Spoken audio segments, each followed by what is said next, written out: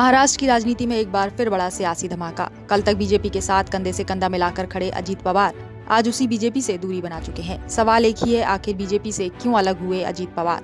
और सबसे बड़ा सवाल, क्या ये फैसला मजबूरी था या मजबूती? महाराष्ट्र की सियासत में अजीत पवार का नाम हमेशा पावर पॉलिटिक्स का दूसरा नाम रहा है।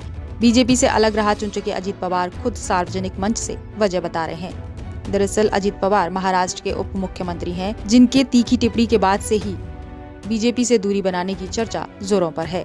हाल ही में उन्होंने एक संबोधन के दौरान बीजेपी पर तीखे शब्दों के साथ निशाना साध दिया। उन्होंने कहा कि उनका उद्देश्य भ्रष्टाचार के राक्षस का नाश करना है, वे सत्ता के भूखे हैं। उनके इस बयान के बाद से ही आरोप प्रत्यारोप शुरू हो गए। हालांकि अपने बयान के बाद उन्होंने पत्रकारों को सफाई भी पेश की और कहा कि मैंने कहा कि महाराष्ट्र सरकार से अच्छा कार्य चल रहा है, लेकिन दिखाया नहीं। मीडिया ने इसे अलग तरीके से प्रस्तुत किया है। आरोप लगाए गए नहीं, मेरा स्टेटमेंट अलग तरह से मीडिया ने दिखाया है। मैंने भारत सरकार के बारे में या महाराष्ट्र सरकार के बारे में अच्छा काम चल रहा है, अच्छे देश के प्रधानमंत्री, लोकप्रिय प्रधानमंत्री नरेंद्र मोदी साहब के नेतृत्व में काम चालू है। वैसा ही महाराष्ट्र में भी देवेंद्र फडणवीस के नेतृत्व में बहुत अच्छा काम चालू है। ऐसा ही मैंने बयान दिया था, लेकिन वो दिखाया नहीं, ये बाकी का ही दिखाया। मैंने लोकल वहाँ के जो बहुत से प्रॉब्लम है वो प्रॉब्लम उठाने की मैंने कोशिश की और उसके बारे में मैंने मेरा स्टेटमेंट दिया। जब उनके बयान को लेकर उन पर आरोप प्रत्यारोप लगने लगे, तब उन्होंने 5 दिसंबर को मीडिया से मुखातिब होते हुए विस्तार से स्पष्टीकरण किया। अपने 35 साल के राजनीतिक जीवन में मैंने कई चुनाव लड़े हैं, लेकिन इस बार का चुनाव कुछ अलग और अनूठा है। केंद्र में हम एनडीए सरकार का हिस्सा हैं और प्रधानमंत्री नरेंद्र मोदी के नेतृत्व में राष्ट्रीय स्तर पर विकास तेजी से हो रहा है। राज्य में हम देवेंद्र फडणवीस, एकनाथ शिंदे और मैं मिलकर सरकार चला रहे हैं। हालांकि पुणे और पिंपरी चिंचवाड़ में जनता को बिल्कुल अलग तस्वीर देखने को मिल रही है। एक समझदार मतदाता स्वाभाविक रूप से सोचेगा, अगर हम केंद्र और राज्य में साथ हैं तो आखिर यहाँ क्या गड़बड़ है?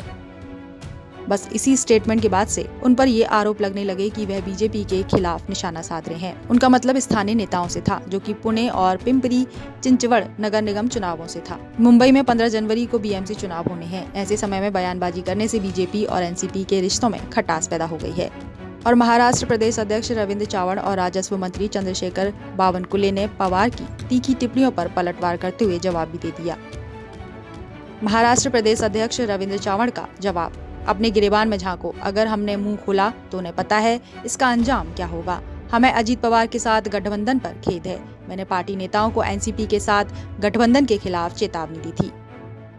वहीं राजस्व मंत्री ने भी पवार को जवाब में कहा कि राजस्व मंत्री चंद्रशेखर का जवाब, समन्वय बैठक में यह सामूहिक रूप से तय किया गया था कि गठबंधन के नेता चुनाव प्रचार के दौरान एक दूसरे की आलोचना नहीं करेंगे। इसके बावजूद अजीत पवार ने समझौते का उल्लंघन किया। उन्हें भविष्य में संयम बरतना चाहिए। बता दें कि अजीत पवार का ये बयान उनके बीजेपी छोड़ने के बाद आया है। हालांकि उन्होंने पीएम मोदी और सीएम फडणवीस पर कोई विवादित टिप्पणी नहीं की, ऐसा उन्होंने पत्रकारों को जवाब देते हुए भी कहा था। लेकिन उन्होंने गठबंधन को मजबूरी बताया था और स्वाभिमान के लिए अलग होने पर अपनी राय रखी थी। इसका मतलब साफ है कि पवार ने बीजेपी से दूरी राजनीतिक पहचान और कंट्रोल के लिए बनाई है। उनकी तीखी टिप्पणी के बाद से ही चुनावों के दौरान स्थिति और बिगड़ गई, जिसको संभालने के लिए एकनाथ शिंदे को बीजेपी नेतृत्व के समक्ष बात रखने के लिए बार बार दिल्ली जाना पड़ गया। बहरहाल बीजेपी के लिए पवार की तीखी टिप्पणी उनका असंतोष होना जता रही है। पवार का ये असंतोष काफी पुराना था, जो उनकी टिप्पणी के जरिए झलक पड़ा। मुंबई में बीएमसी चुनावी बयार के दौरान अब आगे ही राजनीति किस करवट बैठेगी, ये देखने वाली बात होगी।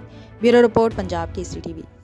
हमसे जुड़े रहने के लिए हमारे YouTube चैनल को सब्सक्राइब करें और नई वीडियो की नोटिफिकेशन के लिए बेल आइकॉन को दबाएं।